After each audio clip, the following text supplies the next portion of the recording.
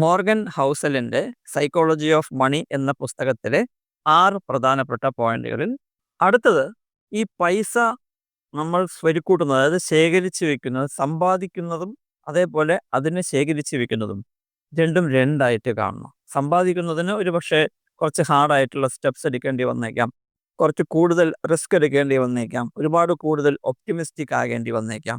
ഇങ്ങനെയെല്ലാം നമ്മൾ ചിന്തിക്കുമ്പോൾ മാത്രമേ നമുക്ക് മണി എങ്ങനെ ഉണ്ടാക്കിയെടുക്കാം എന്ന് നമുക്ക് ചിന്തിക്കാൻ കഴിയുകയുള്ളൂ.